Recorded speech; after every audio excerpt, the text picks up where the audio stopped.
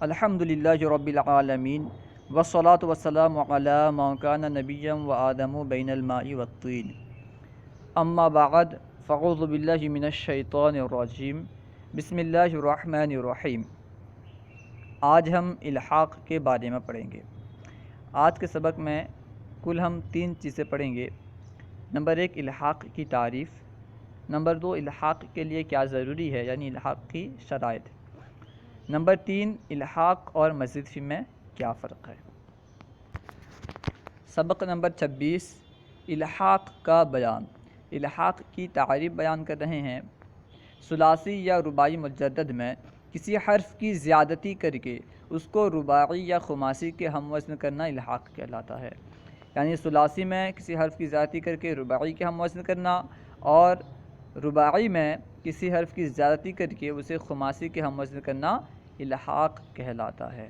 جیسے جلبہ سے جلببہ بروزن دحرجہ ملحق برباعی ہے۔ یہاں پہ دیکھیں جلبہ یہ ثلاثی مجدد ہے، اس میں ایک با کا اضافہ کر کے ایک با کی زیادتی کر کے جلببہ بنایا گیا جو کہ دحرجہ کے وزن پر ہے۔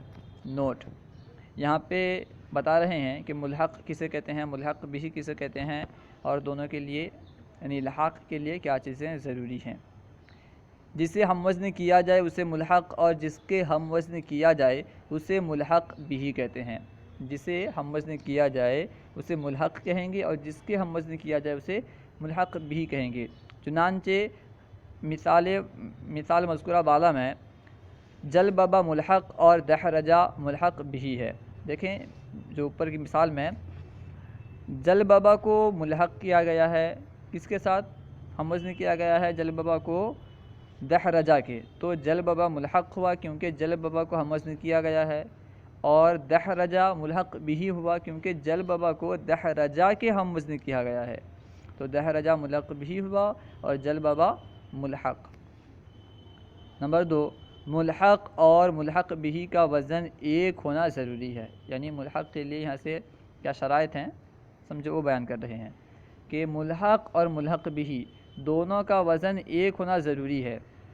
جیسے مثال مذکور میں جلببہ اور دحرجہ دونوں ایک وزن پر ہیں۔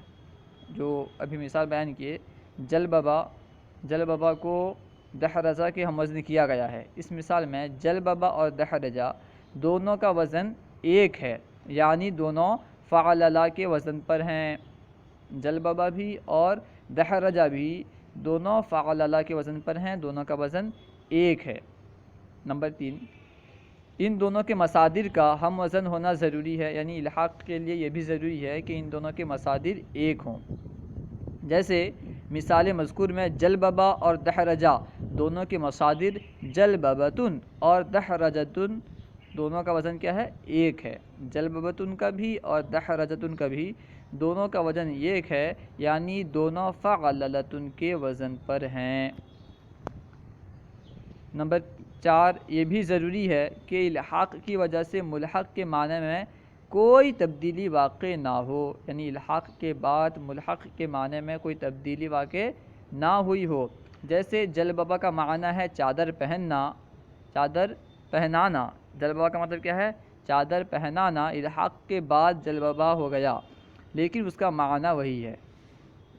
جلبہ کا معنی ہے چادر پہنانا، الحاق کے بعد جلببہ ہوا لیکن جلببہ کا معنی بھی وہی ہے، یعنی چادر پہنانا ہی ہے۔ اب یہاں سے تیسری چیز بیان کر رہے ہیں، یعنی ملحق اور مزید فی کے درمیان کیا فرق ہے، ملحق اور مزید فی کے مابین کیا فرق ہے۔ ملحق اور مزید فی میں فرق: مزید فی وہ کلمہ جس میں کسی حرف کی زیادتی کی وجہ سے معنی میں تبدیلی آ گئی ہو۔ مزید فی اس کلمے کو کہیں گے جس میں کسی حرف کی زیادتی کے سبب، کسی حرف کو بڑھانے کے سبب اس کے معنی میں تبدیلی آ گئی ہو، معنی بدل گیا ہو۔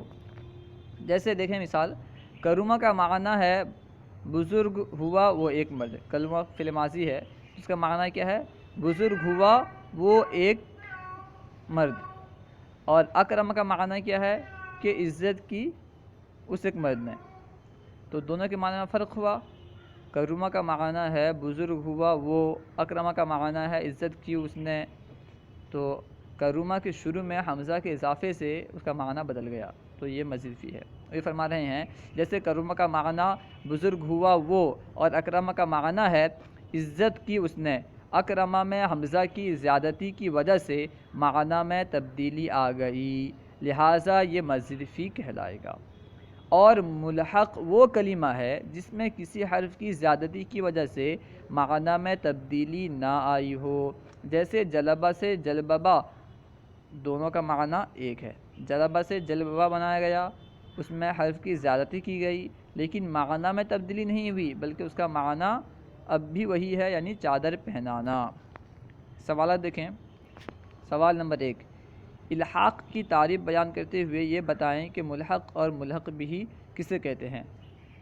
الحاق کی تعریف کیا تھی کہ ثلاثی مجرد یا رباعی مجرد میں کسی حرف کی زیادتی کر کے اسے رباعی یا خماسی کے ہم وزن کرنا الحاق کہلاتا ہے، اور جسے ہم وزن کیا جائے اسے ملحق، اور جس کے ہم وزن کیا جائے اسے ملحق بھی کہتے ہیں۔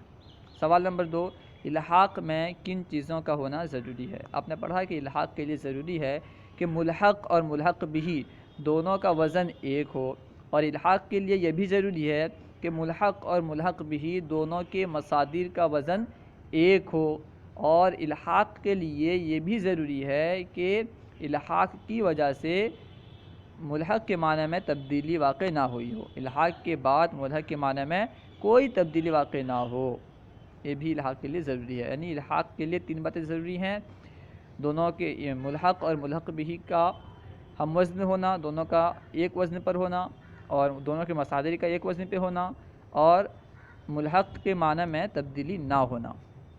سوال نمبر 3، بتائیے ملحق اور مزید فی میں کیا فرق ہے؟ آپ نے پڑھا کہ ملحق میں حرف کی زیادتی کی وجہ سے معنی میں تبدیلی واقع نہیں ہوتی، ملحق میں حرف کو بڑھانے کے سبب سے معنی نہیں بدلتا، معنی پہلے والا جو معنی تھا وہی معنی برقرار رہتا ہے، باقی رہتا ہے، برخلاف مزید فی کے کہ مزید فی میں حرف کی زیادتی کے سبب، حرف بڑھانے کے سبب سے معنی بدل جاتا ہے، معنی میں تغیر ہو جاتی ہے۔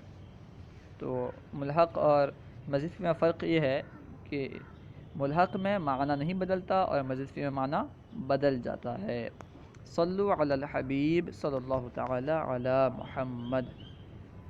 ہمارے یوٹیوب چینل فیضان درس نظامی کو سبسکرائب کریں۔